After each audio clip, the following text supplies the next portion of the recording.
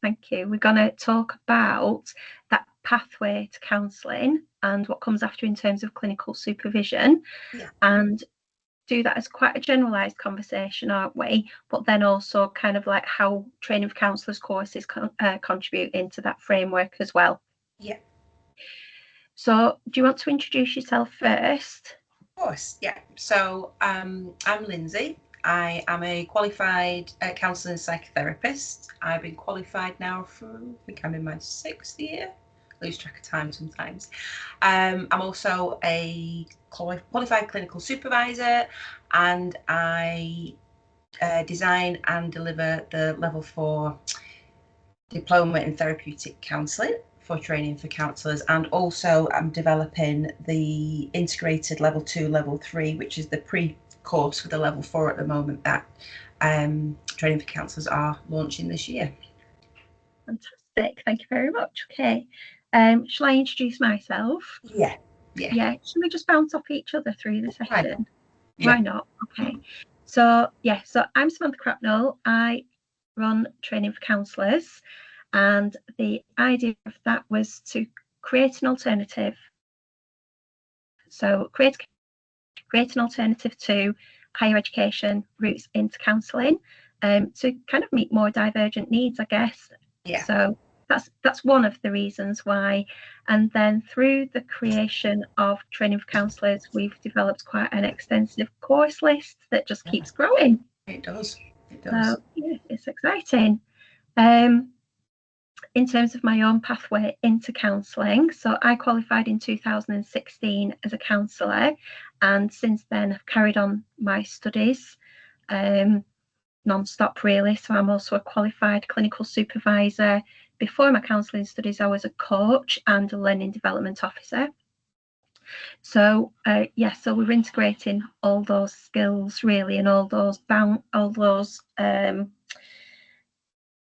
professions, I guess, all under the roof. And I know you've got a teaching qualification as well, haven't you, Linsey? Yeah. So I did my PGC after I qualified as a therapist. The course, I think I did that in the interim period, always knowing that I wanted to deliver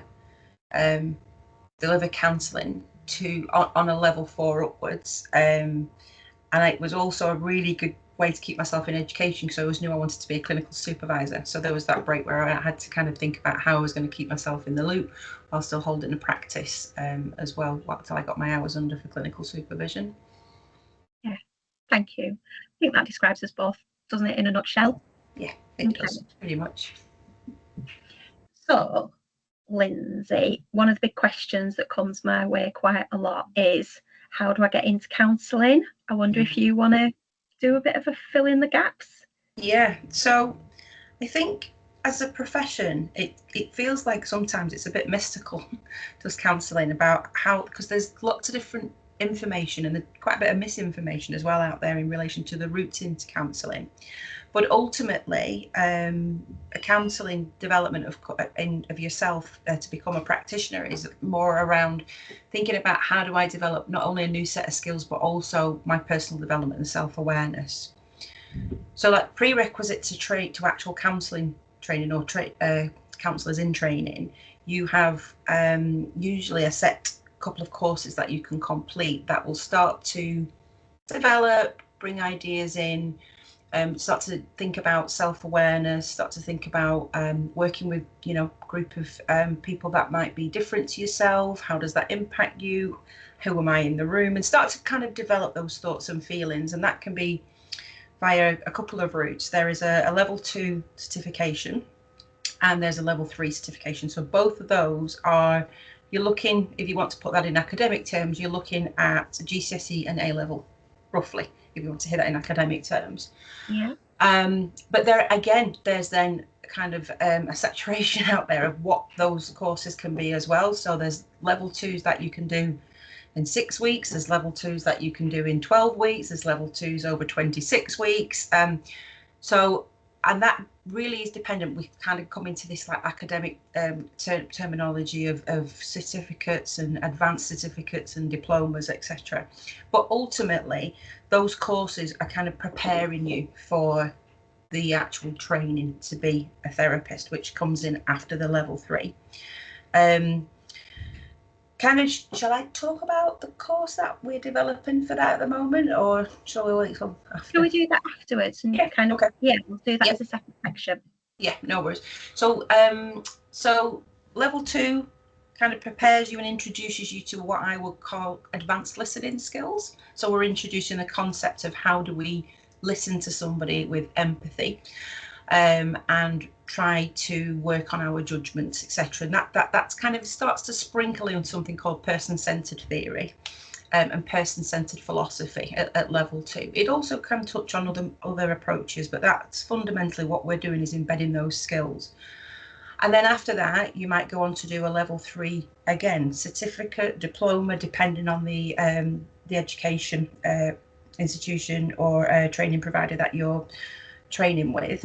And that will start to do a bit of a deeper dive into the theory around what is counselling. And usually that course will be anywhere from 8 months to a year, potentially. Yeah. Once you've passed those are usually the prerequisites to be able to kind of start looking at your level 4 upwards. So at the moment, there are 2 routes into becoming a qualified counsellor. There is the diploma route and there is the degree route. There's also a master's route, but I'll park that there for the minute. So in the main, there tends to be a diploma and a degree route from level 4 upwards. So like ourselves, we offer a level 4 diploma, and universities, local college that run university courses tend to do something called a foundation degree, which can often then be topped up to a bachelor's honour. But it's the first 2 years in the diploma and the first 2 years in the degree really where all the concentration happens. So that's where you would do your placement hours, because there will be a placement at usually 100 hours. You'll do all your skills work, you'll do all your personal development work. So that is the core of the actual training, those first 2 years. And then on top of that, depending on which route you're on, you can go in slightly different directions. And at the end of that 2 years, you get your certificate to say, I'm a qualified counsellor. And at that point, then that's where you can actually take that on into the profession and call yourself to the point where you can sit with a client in that profession state and become, depending on the membership bodies, actually take on then the membership to become actually a full member rather than a student member. I think does that kind of cover the basis? I think so. And I think so, quite detailed actually. So yeah. I was just thinking about how we've both come at it from different routes. Yeah. So I came at it from a diploma route. Yeah. And you came through the degree, didn't you? I did, yeah. So yeah. 2 very different experiences have kind of brought us both to the same point. Yeah, yeah. It's been interesting, hasn't it? I think listening to and sharing those experiences and finding what the differences are and what the similarities are between the degrees and the diploma. Yeah. Yeah, and it's I think it's important to say as well, there are within those degrees and diplomas there are varying titles of counselling qualifications as well. So yeah, it feels like there's a lot of information in there, but ultimately there's these 2 routes that bring you, or brought us, I guess, to the same point as well. Yeah, thank you. And I'm now thinking about another common question that I get asked in terms of how is somebody meant to decide which is the right route for them. So I don't know if we have the same conversation about this, but I wonder if you want to tell me what you say. Yeah, I think a lot of it depends on, so a lot of it can be impacted by home life, finances, ability to commitments for study. You know, a lot of university degrees tend to run during the day, which can be a massive impact. So sometimes independent providers can offer a different route through the diploma, which is can be an evening course or a weekend course. So that sometimes as an adult learner, I think those are the plates we have to spin and kind of think about, how do I make this work for me? Yeah. And I guess there's a big financial difference as well between diplomas and degrees. So your average degree, you know, you're looking at approximately between 9,000 and 10,000 a year for the course, and the course is between 2 to 3 years, depending on whether you're full-time or part-time. There is the option, sometimes some people will qualify for student finance for that, so you can borrow that money from the government and pay them back at a later date. And then in the diploma route as well, that you can get advanced learner loans, so there's potentially some options there depending on your provider. But they tend to be more, I would say, more viable financially, diplomas. And that doesn't mean they're lesser than courses. It's just the way that the education institutions will set up to a certain financial element of, they kind of all come into one line about what university courses are charged. So they all have, whether you're studying counselling or plumbing, they all have to come in line. And again, I think maybe thinking about, from our perspective, Sam, is about the difference between an independent provider and kind of maybe a local college provider or a different kind of education institution, where we will think about, you know, group sizes. So colleges and universities sometimes will have group sizes varying anywhere from about 15 up to 25 and more sometimes. Independent providers probably have a little bit more say about that, about what works best for them. As you know, we kind of pride ourselves on having those smaller cohorts to get that enrichment of learning, don't we?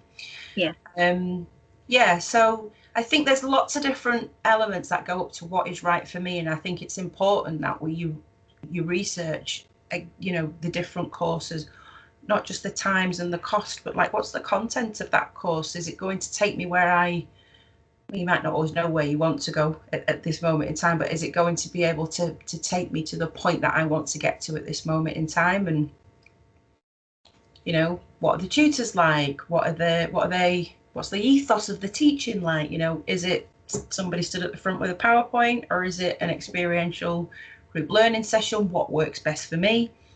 How do I learn best?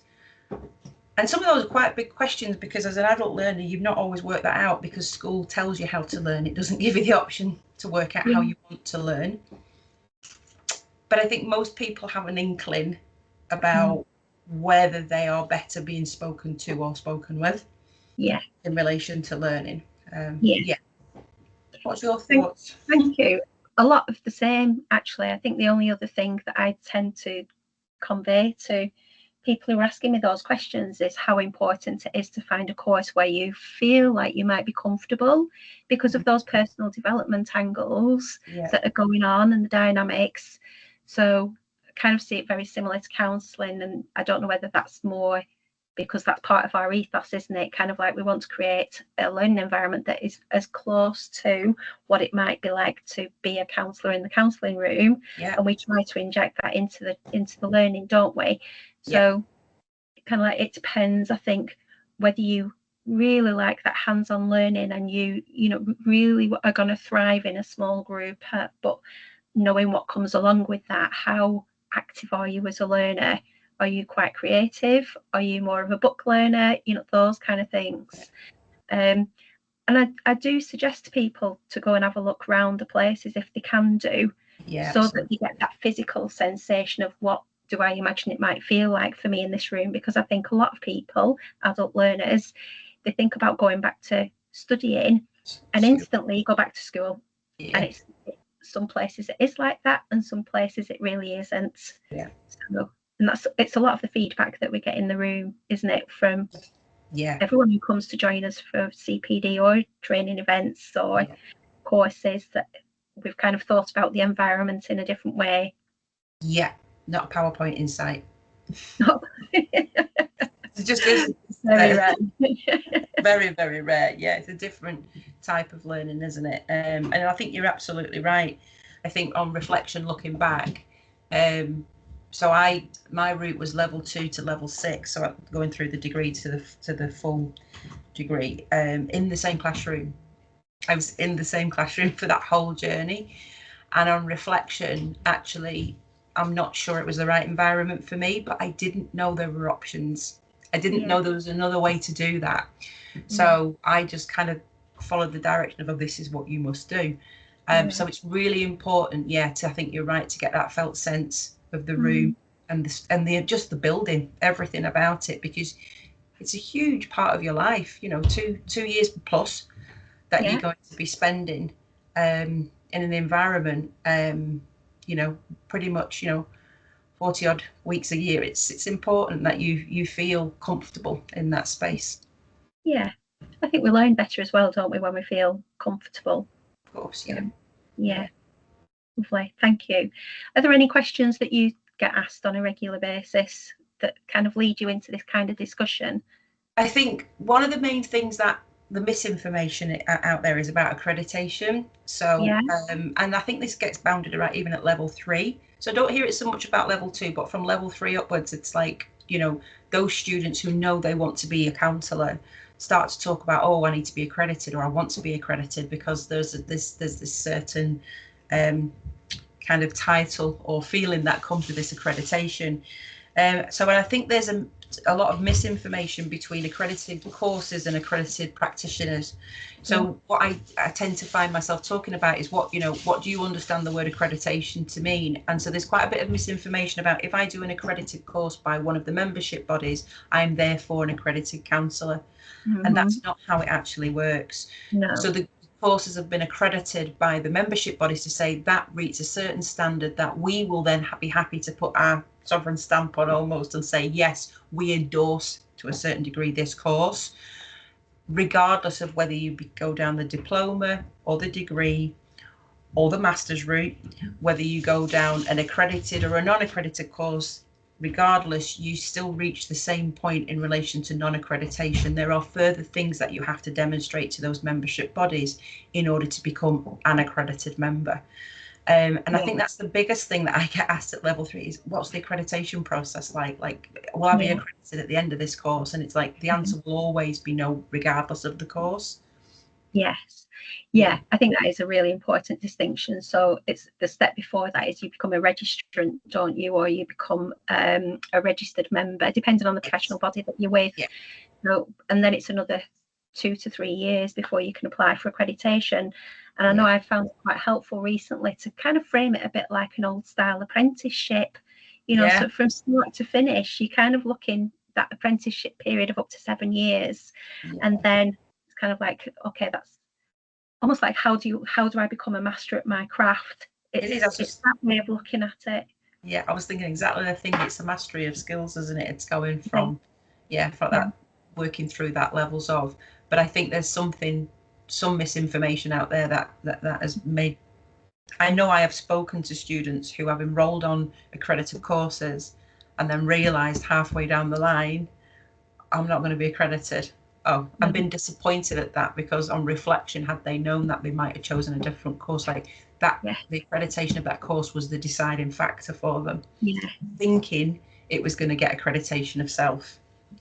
So I think it's important. Yeah, I think it's a complex process, isn't it? That's the conversation that I quite often have with people. People tend to come to me because they've kind of hit a wall in terms of, I don't know where to find out information. Can somebody just please tell me how it is? So I have a lot of conversations that don't necessarily go anywhere apart from, okay, let's lay this out, let's map it, so that you can then go away and have an informed consent decision. Really, I know what I'm buying into. I think it's really important. And